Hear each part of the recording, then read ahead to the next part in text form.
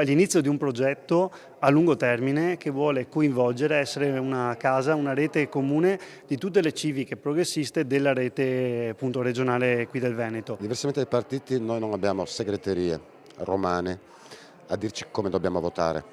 Il voto in Consiglio regionale non sarà mai merce di scambio in cambio di qualcos'altro, cosa che purtroppo avviene a livello di partiti politici.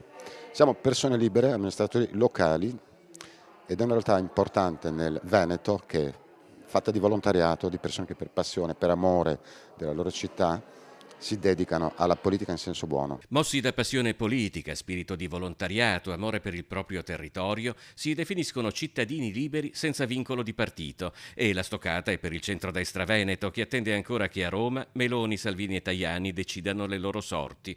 Ma sono anche cittadini che nei propri comuni hanno maturato un'esperienza amministrativa che ora intendono portare in Consiglio regionale.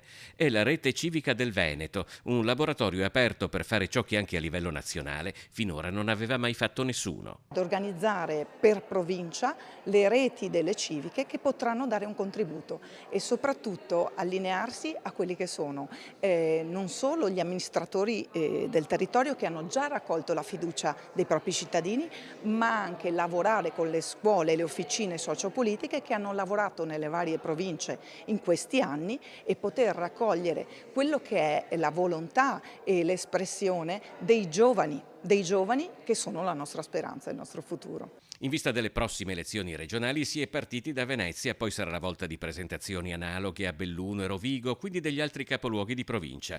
Il progetto, come detto, è ancora in una fase costituente, ma di civiche che nelle città del Veneto hanno raccolto consensi elettorali ce ne sono parecchie. Per la provincia di Venezia il coordinamento è affidato a Luca Morosin, presidente della lista civica San Donà di Piave Città Insieme. Le persone ci hanno dato fiducia nel corso degli anni, continuano a darci fiducia rispetto agli impegni che ci prendiamo e al rispetto di questi impegni che traduciamo poi nell'essere nelle città, nei comuni dove appunto siamo presenti e anche negli atti amministrativi che andiamo poi a presentare. Ecco, quindi vuole essere un biglietto da visita, si può dire così, anche per chi sfiduciato oggi vorrebbe stare a casa a novembre, il giorno del voto. Se Rossella Cendrona ha vinto da civica le elezioni a sindaco di Silea, a Venezia Marco Gasparinetti è tra i fondatori di una civica di opposizione alla giunta Brugnaro che ha superato il 5%. A me come consigliere comunale si rivolgono tantissime persone per lamentare i disservizi della sanità veneta. Come consigliere comunale devo rispondere, non posso farci niente, ma un domani che saremo in Consiglio regionale avremo voce in capitolo ai fondi europei. Tutti i fondi europei transitano dalla Regione Veneto, è la Regione che decide come assegnarli. Avendo lavorato 30 anni a Bruxelles, credo di poter dare un contributo per fare in modo che i soldi europei vengano spesi bene, a beneficio delle persone e non a beneficio di pochi privilegiati.